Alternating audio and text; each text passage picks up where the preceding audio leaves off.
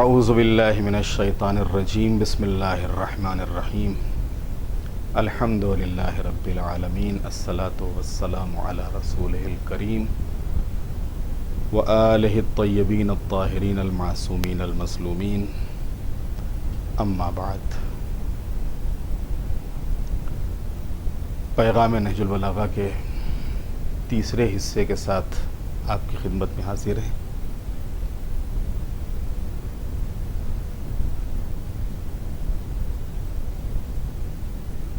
اس سے قبل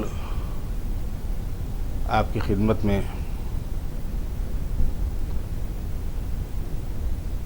جناب آدم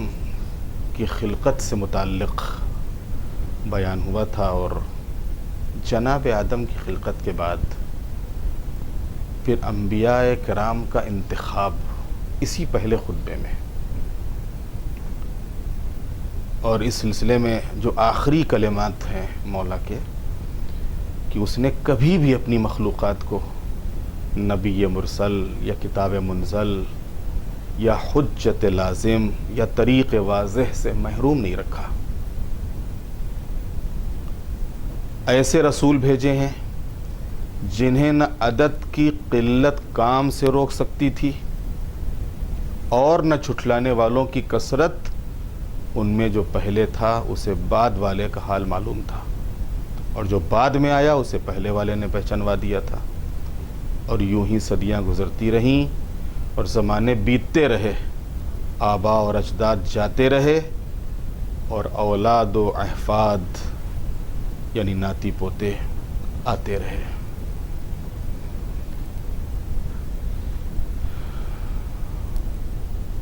قدرت کا نظام، اور یہ قدرت کا نظام ہدایت ہر دور میں مکمل رہا ہے، اور اس کے مرسلین کا یہ خاصہ رہا ہے کہ وہ نہ تو اپنے اوپر ایمان لانے والے یا اپنے چاہنے اور ماننے والوں کی قلت سے، ان کی کمی سے پریشان ہوئے، اور نہ ہی کبھی دشمنوں کی کثرت سے ہراساں ہوئے اور خوفزدہ ہوئے۔ ان کی ایک ہی برادری رہی ہے جس میں ہر سابق نے لاحق کی بشارت دی ہے، یعنی پہلے والے نے آنے والے کی خوشخبری دی ہے، جانے والے نے آنے والے کے متعلق خبردار کیا ہے، اور ہر لاحق نے سابق کی تصدیق کی ہے۔ جو بھی آیا ہے اس نے پہلے والے نبی کی تصدیق کی ہے، اور دراصل یہ منصوص من اللہ ہونے کا اثر تھا، اللہ کی طرف سے معین کیے ہوئے، ورنہ 1,24,000 افراد میں ہزاروں سال تک ایسا اتحاد ناممکن تھا کہ ہزاروں سال تک آنے والا اپنے بعد والے کی خبر دے کر جائے، جانے والا اپنے بعد والے کی خبر دے کر جائے، اور آنے والا اپنے سے پہلے کی تصدیق کرے۔ اور جب پیغمبر ختمی مرتبت مبعوث برسالت ہوئے تو اس بعثت پیغمبر کا تذکرہ کرتے ہوئے مولا اسی پہلے خطبے میں فرماتے ہیں کہ یہاں تک کہ مالک نے اپنے وعدے کو پورا کرنے اور اپنے نبوت کو مکمل کرنے کے لیے حضرت محمد مصطفیٰ صلی اللہ علیہ وآلہ وسلم کو بھیج دیا، جن کے بارے میں انبیاء سے عہد لے چکا تھا، اور جن کی علامتیں مشہور اور ولادت مسعود اور مبارک تھی۔ اس وقت اہل زمین متفرق مذاہب، الگ الگ مذہب، الگ الگ دین، منتشر خواہشات، الگ الگ چاہتیں تھیں ان کی، اور مختلف راستوں پر گامزن تھے، الگ الگ راستوں پہ چلے جا رہے تھے۔ کوئی خدا کو مخلوقات کی شبیہ بتا رہا تھا، کوئی اس کے ناموں کو بگاڑ رہا تھا، کوئی دوسرے خدا کا اشارہ دے رہا تھا۔ مالک نے آپ کے ذریعے سب کو گمراہی سے ہدایت دی، اور جہالت سے باہر نکال لیا۔ اس کے بعد اس نے آپ کی ملاقات کو پسند کیا اور انعامات سے نوازنے کے لیے اس دار دنیا سے بلند کر لیا، آپ کو مصائب سے نجات دلا دی اور نہایت احترام سے اپنی بارگاہ میں طلب کر لیا، اور امت میں ویسا ہی انتظام کر دیا جیسا کہ دیگر انبیاء نے کیا تھا، کہ انہوں نے بھی قوم کو لاوارث نہیں چھوڑا تھا جس کے لیے کوئی واضح راستہ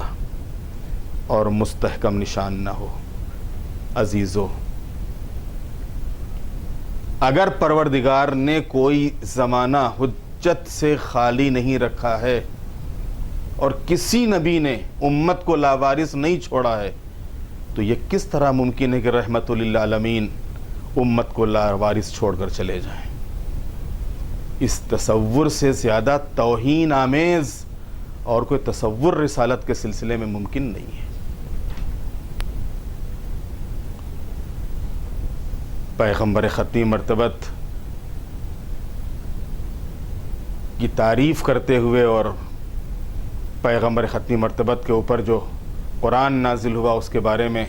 بیان فرماتے ہوئے مولا فرماتے ہیں کہ انہوں نے تمہارے درمیان تمہارے پروردگار کی کتاب کو چھوڑا ہے، جس کے حلال و حرام، فرائض و فضائل، ناسخ و منسوخ، رخصت و عزیمت، خاص و عام، عبرت اور امثال، مطلق اور مقید، محکم و متشابہ، سب کو واضح کر دیا، مجمل کی تفسیر کر دی تھی، گتھیوں کو سلجھا دیا تھا۔ اور اب اس کے بعد جب احکام کی بات آئی ہے تو خود حج کا بیان اس انداز سے فرمایا کہ پروردگار نے تم لوگوں پر حج بیت اللہ الحرام کو واجب قرار دیا ہے، جسے لوگوں کے لیے قبلہ بنایا ہے، اور جہاں لوگ پیاسے جانوروں کی طرح بے تابانہ وارد ہوتے ہیں اور ایسا انس رکھتے ہیں، ایسا لگاؤ رکھتے ہیں کہ جیسے کبوتر اپنے آشیانے سے رکھتا ہے۔ حج بیت اللہ کو مالک نے اپنی عظمت کے سامنے جھکنے کی علامت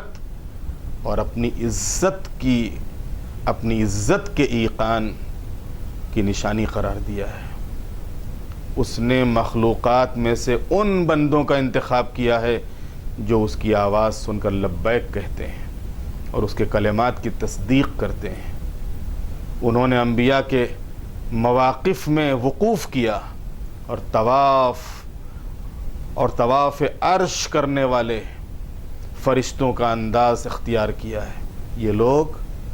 اپنی عبادت کے معاملے میں برابر فائدے حاصل کر رہے ہیں اور مغفرت کی وعدہ گاہ کی طرف تیزی سے سبقت کر رہے ہیں۔ پروردگار نے کعبے کو اسلام کی نشانی اور بے پناہ افراد کی پناہ گاہ قرار دیا ہے۔ اس کے حج کو فرض کیا ہے اور اس کے حق کو واجب قرار دیا ہے۔ تمہارے اوپر اس گھر کی حاضری کو لکھ دیا ہے اور صاف اعلان کر دیا ہے کہ اللہ کے لیے لوگوں کی ذمہ داری ہے کہ اس کے گھر کا حج کریں، جس کے پاس بھی اس راہ کو طے کرنے کی استطاعت پائی جاتی ہو۔ عزیزو، اس میں کوئی شک نہیں کہ حج کے اجتماعات کے بے حد سیاسی اور اجتماعی فوائد پائے جاتے ہیں۔ یہ اور بات ہے کہ امت ان فائدوں سے خود فائدہ نہ اٹھا سکے، لیکن یہ حقیقت بھی ناقابل انکار ہے کہ یہ فوائد عام طور پر حجاج کے ذہن میں بھی نہیں ہوتے ہیں، اور اس کے بعد بھی انہیں کوئی جذبہ کھینچ کر لے جاتا ہے۔ حقیقت یہ ہے کہ یہ دعائے خلیل کا اثر ہے کہ لوگوں کے دل کعبے کی طرف کھنچ رہے ہیں، اور ہر جانے والا اپنی لبیک کے ذریعے دعوت خلیل کو یاد کرتا ہے اور انہی کی آواز پر لبیک کہتا ہے۔ واقعی حج انہی لوگوں کا ہے جن کے اندر خانہ کعبہ سے والہانہ محبت اور دعوت خلیل کا مخلصانہ احساس پایا جاتا۔ ورنہ بیت و اہل بیت سے غفلت کے بعد طواف کعبہ صرف قسمت کا چکر ہے اور کچھ نہیں، بلکہ ملائکہ کے طواف وغیرہ کی تشبیہ اسی احساس اور شعور کو بیدار کرنے کے لیے دی گئی ہے، ورنہ بقول ملحد طواف بھی دانہ خرمن پر جانور کا چکر ہو کر رہ جائے گا۔ والسلام علیکم ورحمۃ اللہ وبرکاتہ۔